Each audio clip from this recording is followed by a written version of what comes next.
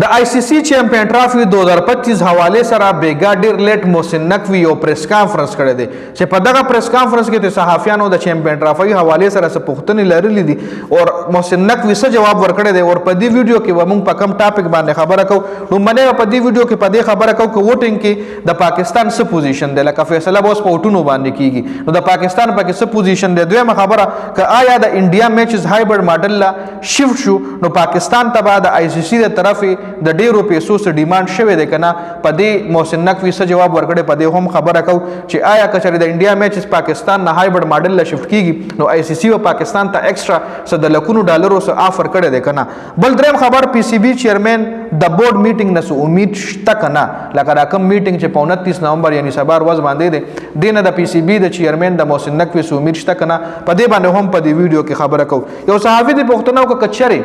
د انډیا میچز هایبرډ ماډل لا شفت شو، نو تاسو لا آی سی سی څه د لکونو پیسو یا د لکونو ډالرو سره آفر کړی دی کنه، د ایکسترا منی سره آفر د لکړی دی کنه. نو دې کې محسن نقوی خو ولا صفه الفاظو کې نه وی چې آفر شوی دی یا نه دی شوی، خو دومره ولوي چې خبره صرف د پیسو نه ده، خبره د عزت او وقار هم ده، خبره د پاکستان هم ده.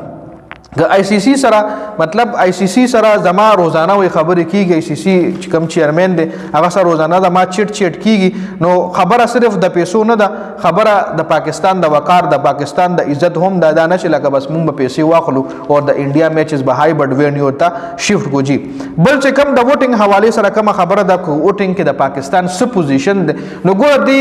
میټینګ دا کوم ورچوال میټینګ آنلاین میټینګ بچ په 29 نومبر یعنی سبا کیږي. دغه 15 کسان په دغه میټینګ کې ناسوي، 12 خو پکې د مختلف ملکونو د بورډ چیرمنان دي، لکه محسن نقوی د پاکستان کرکټ بورډ چیرمن، د بنگلاديش، د افغانستان، د سریلانکا، د انډیا، د ساوث افریقا، د استرالیا، د انګلند، د نیوزیلند، د ټولو ملکونو 12 ملکونو د ویسټ انډیز د ټولو ملکونو چیرمنان په پکې ناسوي او درې پکې د آی سی سی افسران دي، آی سی سی افیشلز دي چې په پکې ناسوي. 15 کسان دي ټوټل. دغه 15 کې به تقریبا زما په خیال او چې کوم ریالټي ده نو 2-3 ووټ پاکستان ته ملو شي. ځکه دلته چې څومره هم بورډ دی خپل فاینانشل فائدې لګوري، نو د پاکستان نه د انګلند څخه فاینانشل فائدہ ده یا د پاکستان نه د استرالیا څخه فاینانشل فائدہ ده، هیڅ فائدې ته نشته. نو ښکارا خبره ده چې خپل فاینانشل فائدې لګوري ووټ په انډیا لور کوي، هي خپل فاینانشل فائدې لګوري ووټ په انډیا لور کوي، که ساوث افریقا، د انګلند، د نیوزیلند، د افغانستان، د بنگلاديش، د سریلانکا سلیمټه پورې کې دیشي بنگلاديش د پاکستان سایډ والے خو صرف یو په بنگلاديش خو نه کیږي، ځکه دا در په آی پی ایل کې د بنگلاديش کې لاړیا نم نشته.